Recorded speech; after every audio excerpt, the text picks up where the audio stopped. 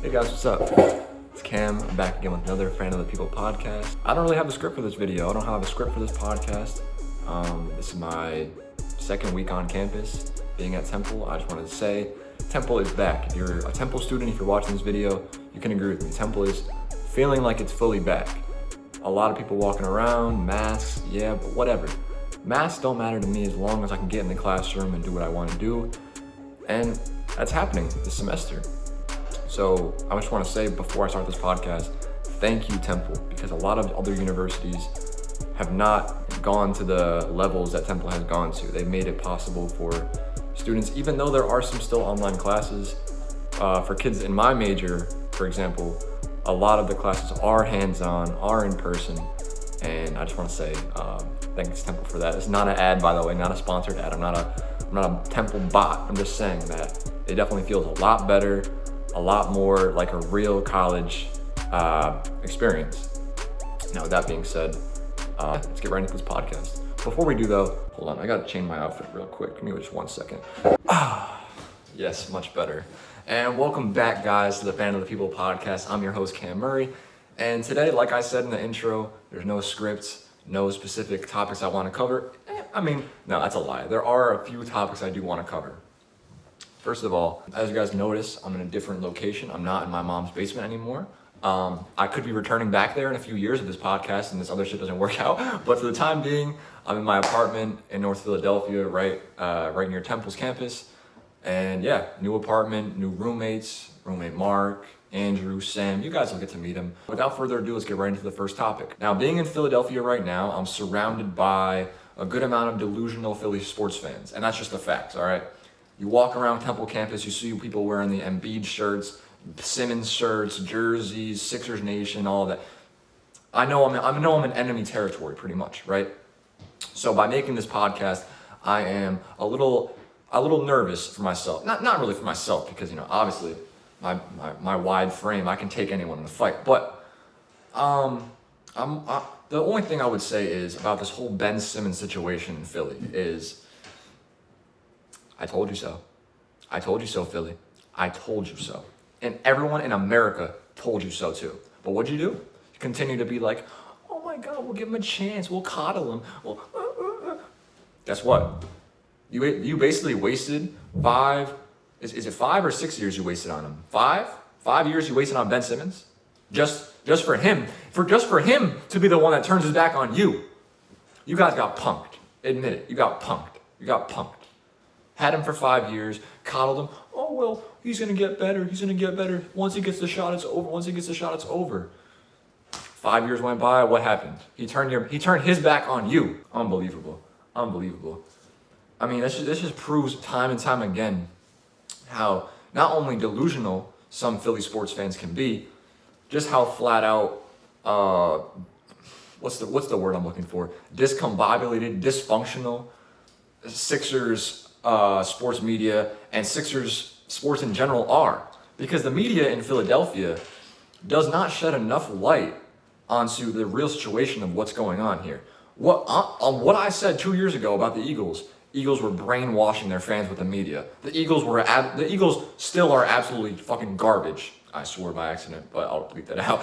The Eagles are garbage. And 2 years ago, when they had, I believe, they still had Carson Wentz, obviously, Doug Peterson, the coach. I mean, they were a horrible team, a horrible franchise. I mean, it was so obvious that the Eagles were a dysfunctional team, and Philadelphia sports media still pumped out the newspaper articles, still pumped out on Twitter, oh, the Eagles look strong and ready to compete next week against the Washington football team. Oh, all this fucking bullshit, right? And the same thing they were doing with Ben Simmons and the Sixers. They knew this whole time, and everyone in the media, Joel and BDC on Twitter, he's talking about the things between Joel and Ben Simmons, which I'm not into Sixers reality TV, so I don't exactly know if they had problems on the court, off the court. I can't really tell. I don't watch a lot of Sixers games. What I can say is, it's very obvious to me that the Philadelphia sports media has had a lot to do with these Philadelphia fans being so delusional, right? It's not like Boston, where in Boston, the media is actually hyper negative against the franchise, which is kind of interesting if you think about it, because if you're not from Boston, if you're not from Rhode Island, if you're not from Connecticut or anywhere in the New England region, you probably won't understand this. But when you listen to radio in Boston, usually Felger and Maz, WEI, other radio stations, they don't exactly, they don't like suck off the players. Like, all right, there's certain players where they used to, like Tom Brady, they would give him his medals, but they also would condemn him. They would also condemn Tom Brady. Yes, the greatest quarterback of all time. The Boston sports media would condemn him sometimes, saying he didn't have a good game. They would be reality checking players on the daily, which is what a healthy sports city should do. It shouldn't be too negative, where the players feel like they have no confidence, but it shouldn't be too positive, where the players have all this confidence and all this, oh yeah, I'm the best, and they go on the court and they can't do shit. And that's what's happening in Philadelphia. Too many Philly fans are just too enamored and too, I've used the word delusional many times, but too enamored and just too stuck in their ways to realize that you have to actually be able to look at a player you like from the good angle and the bad angle. And unfortunately, 76ers fans, Eagles fans, Phillies, well, we won't even talk about them. I don't know about Flyers either, but you know what I'm talking about. Philly sports fans, when they're talking about their own players, they are saying how good they are. They are never discrediting them, which is something that is dangerous. You can't always be positive with players you like or even the team you like, right? I like watching the Red Sox, but I'm an honest sports fan. There's some games where the Red Sox look like the fucking bad news Bears, and it's sad. It's absolutely fucking sad, and I can watch the game, and I can see that. I say, oh, wow, Bobby Dahlbeck, he's a fucking shitty first baseman. My dad was right. Or watch Eduardo Rodriguez fucking spike curveballs in the dirt, or, whoever, right? It's just being a sports fan, part of it, you have to be honest with yourself. Be honest with your team. Be honest with the results that happen, whether good or bad. You have to take them like on the chin. You can't do this stuff. Oh, well, Ben Simmons, he had an off game, so we're going to give him the benefit of the doubt that he can get better, over time he'll, bro, this should be the last time. This should be the last time that Philly fans become so enamored and so involved with one player. It happened with Carson Wentz. Guess what? He's out of here now. Now it happened with Ben Simmons. Guess what? He's gone. His bags have probably been packed since June 25th. Okay? Golly. The only player in Philadelphia that I would allow, I'm saying I allow, I'm the king. The only player that I would say, you can be hyper positive for Joel Embiid. Joel Embiid's a stud. Top 2, maybe not even 2, center in the league. A lot of Philly fans were upset that he didn't win MVP. I understand that because he had a great season. Joel Embiid is a player that you can be hyper positive on. Make sure the games he doesn't do well, you say he didn't have a good game in that game. Be honest with yourself. Stop lying to yourself. I'm looking right at the camera right now, and I'm looking at every Philly sports fan watching this video. There's probably 5 of you, okay? I know my numbers, I know my demographic. Look me in the eye, and I want to tell you something. Be honest with yourself, and be honest about your team. Don't let this happen again. Don't let it become another Carson Wentz, another Ben Simmons. If they suck, and move on. If they suck, just move on. Okay, just move on.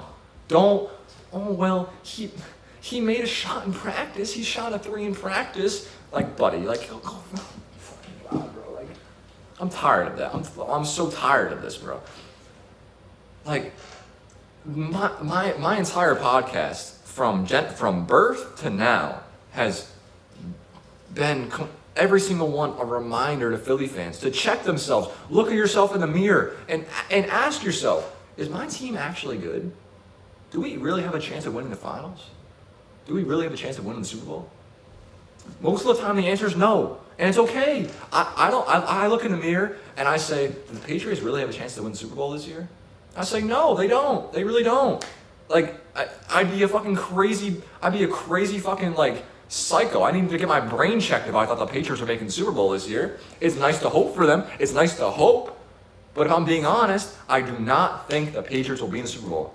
And that's not sacrilegious to say. Right? Now, I have to make a confession though, because I look myself in the mirror about the Red Sox, and I still believe they can win the World Series. I made a bet with a few people. I made a bet on this podcast actually that they will win the World Series, and I will be making a podcast at the Duck Bowl Parade.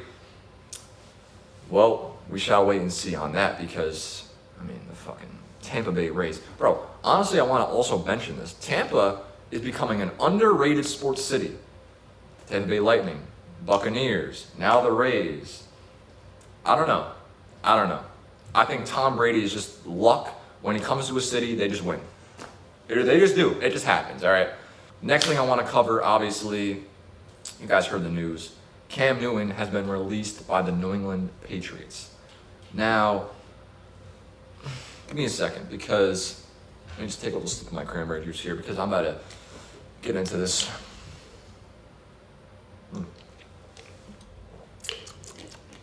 Nice. So, Cam Newton, a player that shares my name. I mean, very close to my heart, Cam Newton is. One thing I will say about him is good luck, have a great life. You are all right as a Patriot. You are all right as a Patriot. As a real player, football player, you're a pretty good player. But this is what I'm gonna say, right? Being a Boston sports fan and being under the control of Bill Belichick, not the control, but being a part of the Bill Belichick dynasty for the past 20 years, basically my entire life, right? There's a saying in New England, it's "in Bill we trust." And that's exactly what I'm doing right now. If Bill Belichick thinks that we have a better shot of winning with Mac Jones and Cam Newton, who am I, a random person who has never talked to Bill Belichick before, has never even played a single snap, high school football, college football, NFL, none of that, all right? Like barely playing, like recess football is probably the height of what I've done. Didn't even play Pee Wee. Height of my career was playing recess football pretty much. I have nothing but trust in Bill Belichick, because I would not know what to do in the situation. I would not know, is Cam actually better in practice? Is he actually better in, bro? I just watch the games I like to. I'm not a coach, right? So I trust Bill Belichick on this, and I know a lot of my friends and family and fans in New England have the same thought process. I think from the jump, too, people wanted to see Mac Jones start this year, so it kind of worked itself out. If I'm going to be honest with myself, though, although Cam does share my name, he wasn't...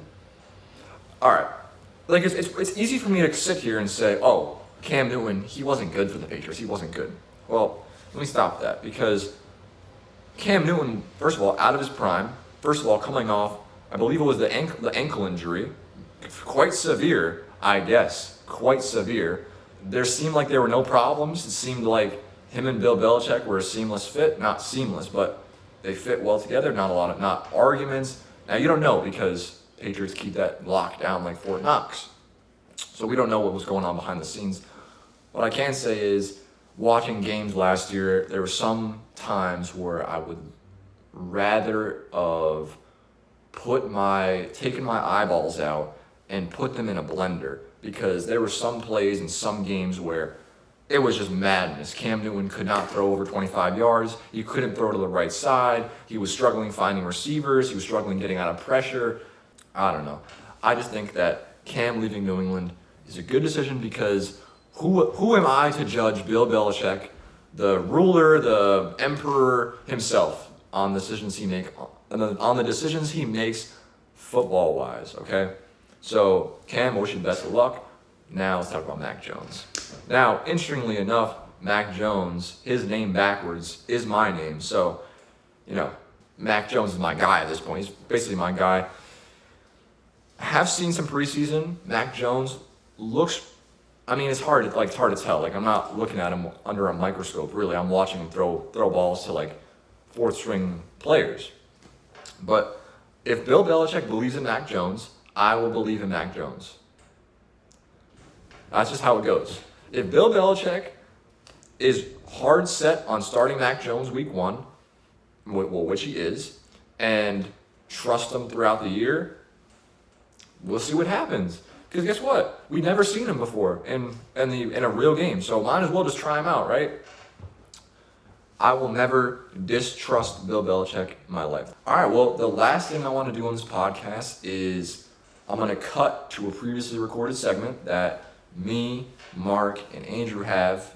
I had Mark on talking about Messi, Ronaldo, soccer, things like that, because Mark is a soccer expert, and he's pretty much the only person I know down here who likes to talk soccer and likes to talk sports like that. So hope you guys enjoy that.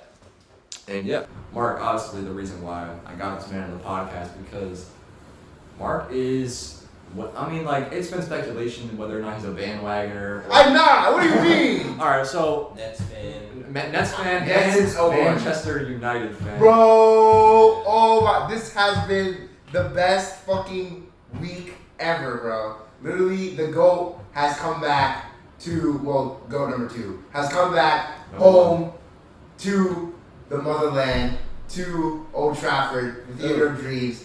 We're coming for the chip. City, watch your back. We coming for you, bro. Manchester's red. No cap. Mark, how are you feeling? How are you feeling when Ronaldo was talking with Man City? Did that scare you? I think it scared me a little bit, but a little bit. You were saying if he went to Man City, if he went to Man City, all Man U fans would have literally been like, "Fuck you." Yeah. Literally like, "Fuck you." That's like literally going from LA to Boston, or like Sox to Yankees, or fucking what's another good one? What's the best one? Like Barca to Real, or all the soccer fans out there. Like it's like that. It's like that. The enemy. They're the ops. They're the ops. Yeah. They're the ops. Well, Fuck City. Speaking about Barca, as you mentioned, they had a recent transfer situation with them. Crazy. The Super Bowls have new some clubs. guy named Lionel Messi is now PSG. Yeah. But PSG. I heard that Mbappe is trying to leave. Yeah. He wants to leave. He wants to go to Real. Is that what he wants to go? For some reason. So PSG has the best big 3 in soccer right now. Literally, like UCL is raps. Like I'm literally calling it like PSG. Like if you have Messi on your team, you're oh my god. It's gonna be Neymar and Messi are back together, and then you have Mbappe, the next uprising star besides Haaland. But now he says that he wants to go to Real. Okay. But Real is just fucking booty cheeks, bro. Like they're literally like Ronaldo left, they went to shit, bro.